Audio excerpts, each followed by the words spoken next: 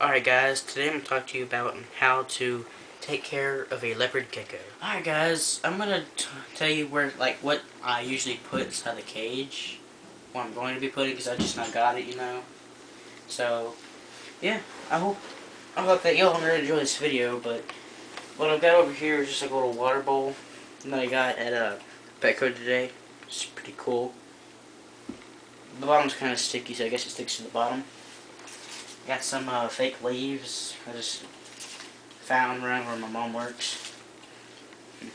I got this old tree that was in my trench's cage. So it's got a cricket on it.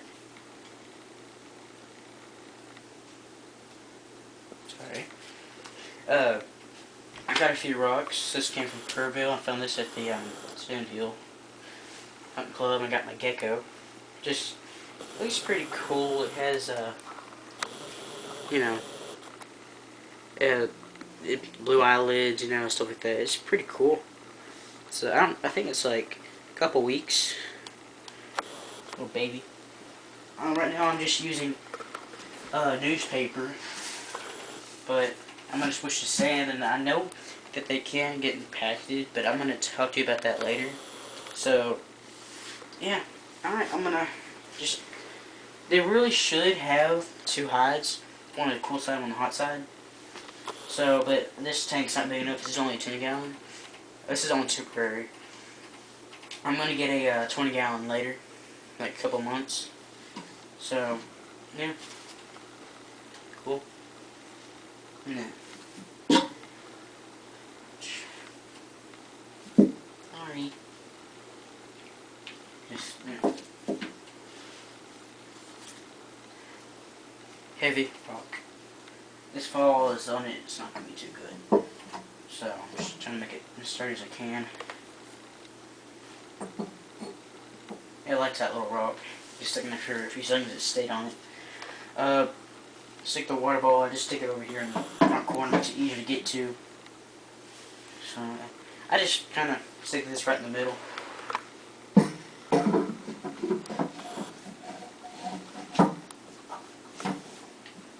If I can.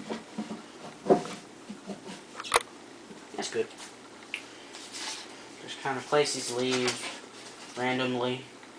Just kind of make the tree kind of look a bit more real. I know it is real wood, but yeah.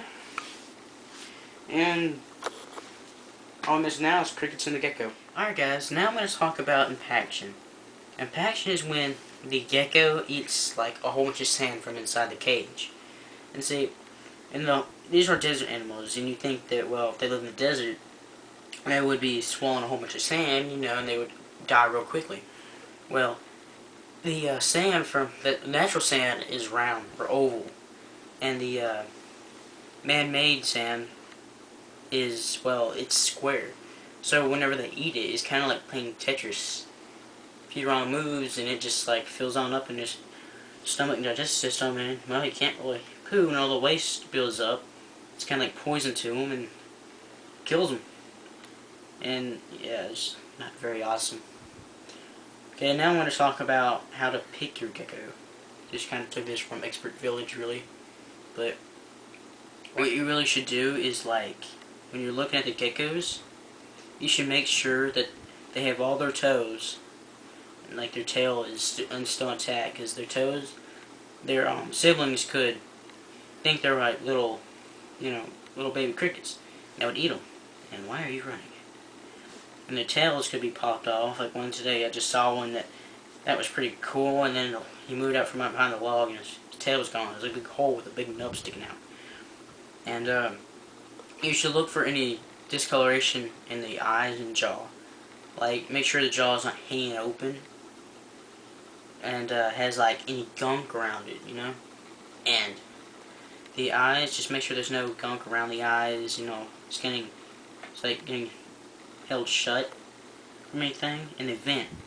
Ask the workers at Petco or PetSmart, wherever you're going. Ask them to let them see the vent. Let you see the vent, so that way you can make sure there's no, waste or gunk around in there. And no, that's really about it so far, so, yeah. Okay, now I'm going to talk about heating your gecko's cage. Now, like I said, there should be two hides. One on the cool side and one on the hot side. That one's going to be in the hot side. And you should always put your water bowl on the cool side. Just let you know that. Now, on the cool side, you should have a red or black bowl, purple, anything like that. That's rated around 60 or 75 watts. This one's 60. And you should always have a heat lamp that has a ceramic top, not plastic, because plastic will melt. That's rated for 75 watts. And you keep that on for 24 hours. Now, you should have another bowl, which is around 100 watts, that goes on for daytime on the hot side. So, I'm going to put your face on the hot side right now because I don't really have another bowl.